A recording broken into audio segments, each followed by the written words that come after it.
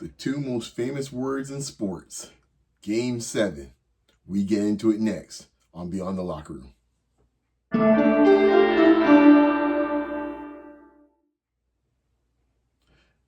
Game 7 is here. We have 3 Game 7s this weekend. Unbelievable in the Eastern Conference. I think this may be a first. I'm sure some of y'all will tell me in the comments if it is a first. Get on that Google bot and see what's going down. But 3 Game 7s. We have Boston, Philadelphia. I think may have been the most, well, I would say maybe the most unlikeliest of the 3 Game 7s. We have Orlando, Detroit. My Pistons are scrappy. You know, they found a way to get back in the game when people had left them for dead, but they got back in it. And they pretty much, I think I saw a stat yesterday where they said Orlando did not score a basket for 45 minutes. I never seen such a mercurial, such a moody team as Orlando. That's a whole discussion we'll get into. And then afterwards, of course, your Toronto Raptors getting it done in a thriller. A thriller on Bay Street, a fantastic shot. That was a miracle. I call it the Mayday miracle. The go with the Mother's Day miracle with Kawhi. The ball bounced up to the moon and fell in for RJ Barrett and the Toronto Raptors to square the series at 3-3. 3 Game 7s. That's all we can ask for, folks. We get into it now. All right. Let's get in the first game I mentioned. Celtics at home against the Sixers, Game 7. This series essentially is centered around one person only, Joel Embiid. His arrival into this series has changed the complexion of the series, where the Philadelphia guards and perimeter players can be much more aggressive now because they have him on the back line. He's been swatting everything and contesting everything around the rim. It has dropped the field goal percentages of the Celtics to a point where now they love to shoot threes, and they're not. And as the games have progressed in the last few games with Embiid, they have been shooting more threes as the game's going on, pretty much. And you have to sit here and wonder, can they get in the paint? Can they get in the hoop and make it worth their while? Brown is easily the most effective, their best offensive player for getting that done. His shooting splits have dropped. Paul George has done a really good job with him as the series progressed. Making sure that he keeps at least an arm's length from him, doesn't give him too much space, but also make sure he's not biting that pump fake that JB likes to use. So they've really been really disciplined, and Embiid's been great since he's come back. I don't expect like Nick Nurse always the mad scientist, so you never know what defense he might come up with in Game 7. Who knows? But Boston, in my mind, is in a lot of trouble. We'll see how it plays out. But, with the way they've been shooting, Derek White can't be found anywhere. Who knows? He'll come and shoot 30. He'll probably come and score 35 today. But, with his situation, throw in the Tatum situation, which is a whole item all to itself. Like, I heard Chris Broussard mention this on First Things First, and I kind of, I might be the only person besides him is thinking this way, but I got real nervous seeing him kind of grab that hamstring. It was the other hamstring. Not hamstring, the other calf. And calf injury leads to you-know-what. And for the health of the player, I am nervous. I've been nervous for him, for his return so swiftly. And everything looked great. For the most part, he looked like JT.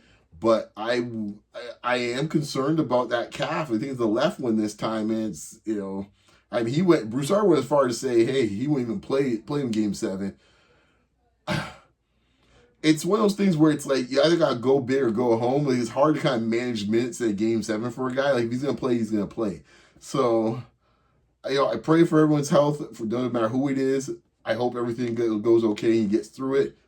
But it's concerning. I'll put it that way.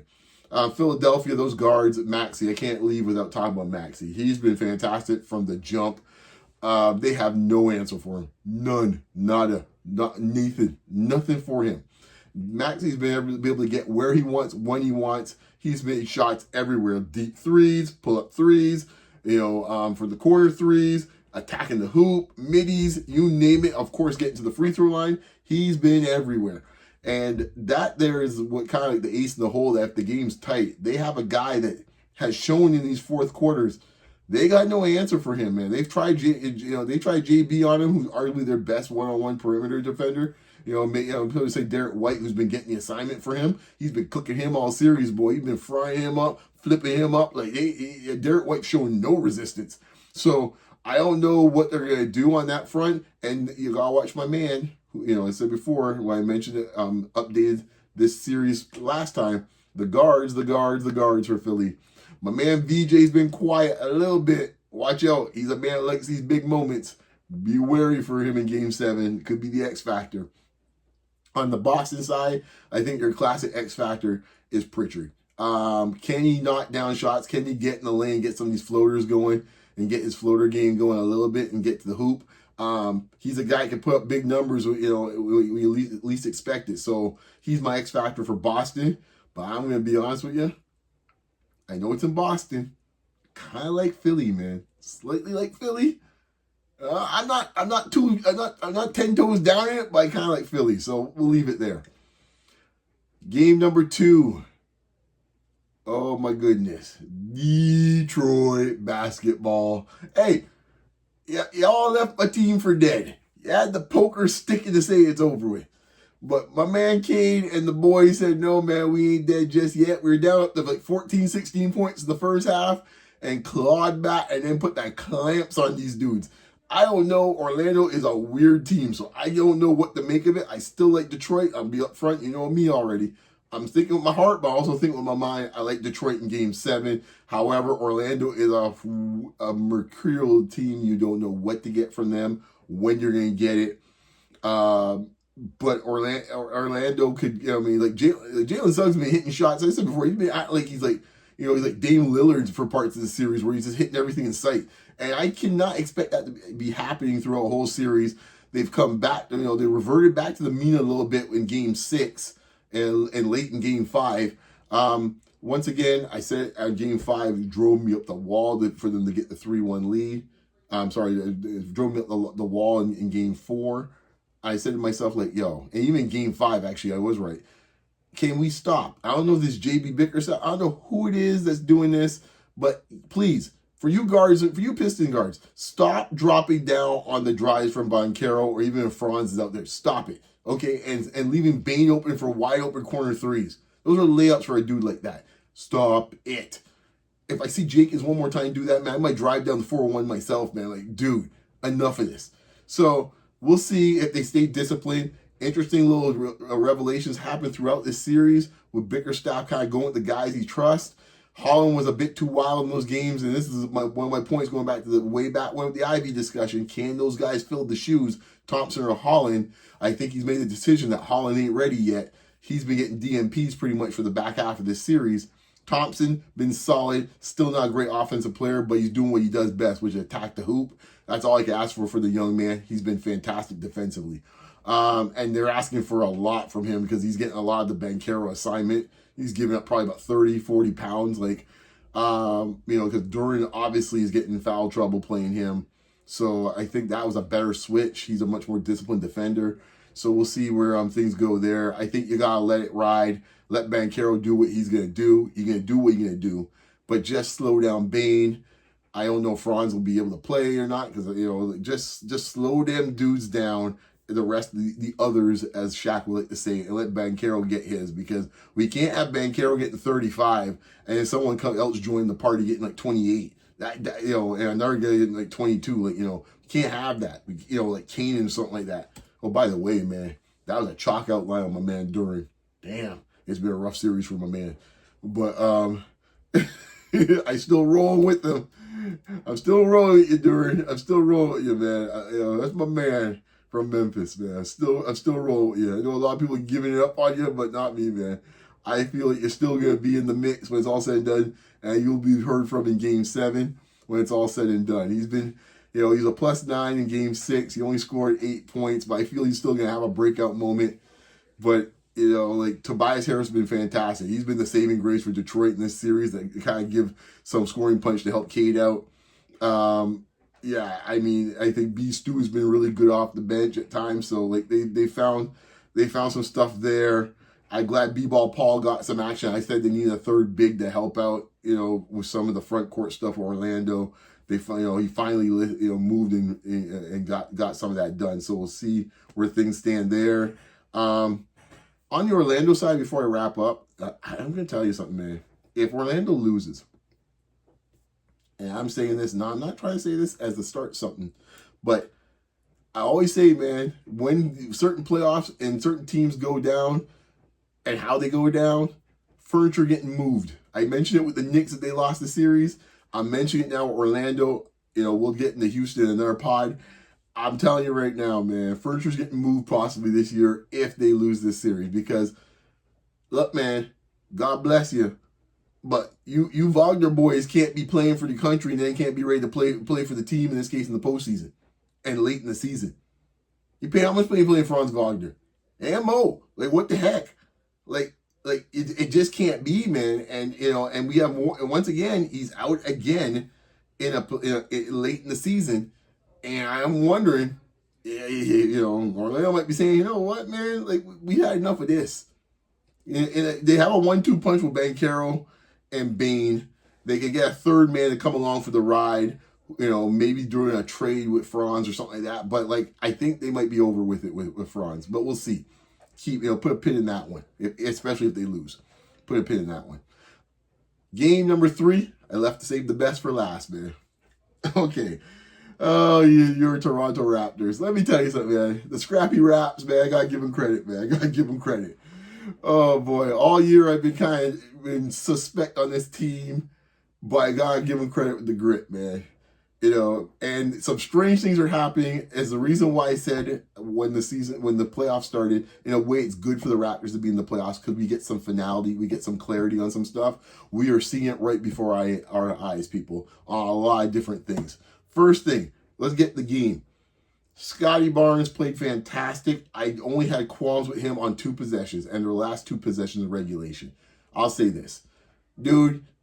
The game's in your hands, man. You can't be giving up the ball to RJ here at the 3-point line with Jarrett Allen on him. RJ ain't that type of player. He's a line drive guy, and with Jarrett Allen's length, it gets more difficult. Can't do that. You got the better matchup. You got to do your thing. On the following one, where Shed missed the shot and went into overtime, you gave him a grenade. I know what Darko wanted to do. You wanted to get the switch on to Mitchell, but once you saw how that was playing out, you had to wave Shed off, say, yo, man, let me take Harden. I still like that option of Scotty in space with Harden. I'll take that. I'll take that 7 days a week, twice on Sunday. So those things. The good thing is, here's the good thing, Raptor fans. In the overtime, he definitely understood the assignment. He realized, you know what? Yeah, I bleeped up in this case here, and he went at Wade, attacked him, attacked in the paint, got in the paint, and created havoc, which set up essentially the game, which was the game winner for RJ Barrett, where the ball went up to the moon, it went out of the TV frame and came back down. Same basket, people. That's why he yelled out when what happened. Same basket.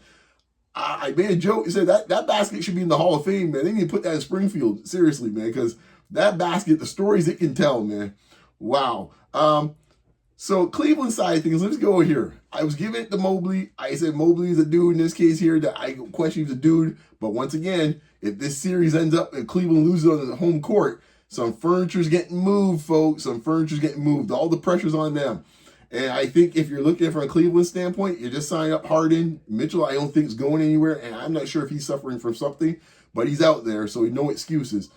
But then when them 2 bigs, Allen or Mobley have to get moved, man, because I never seen 2 softer bigs in my life at that size, man. But Mobley, to give him credit, though, the last 2 games, he broke open the game in Game 5 to give Cleveland the win. And he was pretty damn good in Game 6 as well, too. So I'm going to give him his due. He was nice, man. He was nice in Game 6. And this is the reason why I'm concerned about moving forward the Raptors as far as the size or lack thereof of size, because you saw what happened in the 3rd and 4th quarters with Mobley when he actually just put his head down.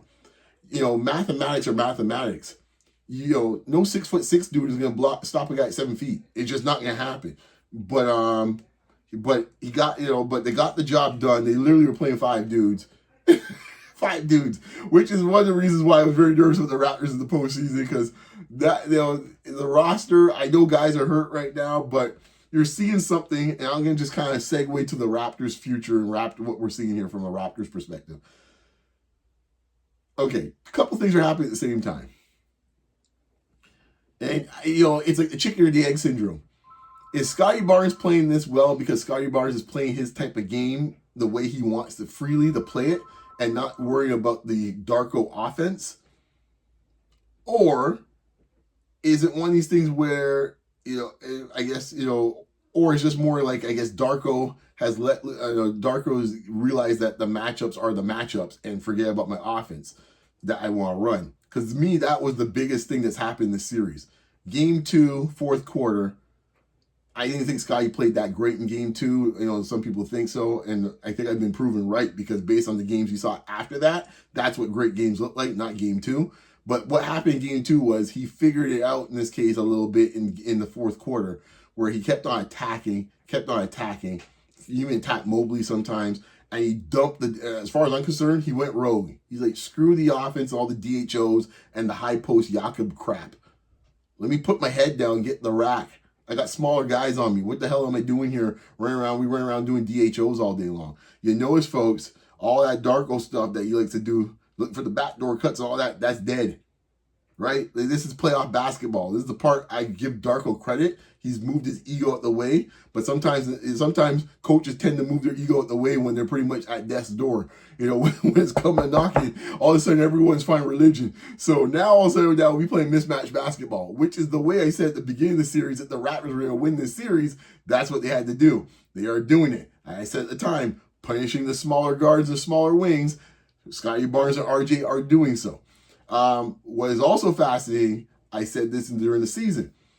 Look, man, if this team needs to move up a level and really kind of punch up, to quote my man Kenyon, look, man, those young guys are going to have to be the ones that do it because the vets are what they are. Jakob Poeltl ain't going to get any better. He is what he is. Neither is Brandon Ingram. To be fair, neither is RJ Barrett.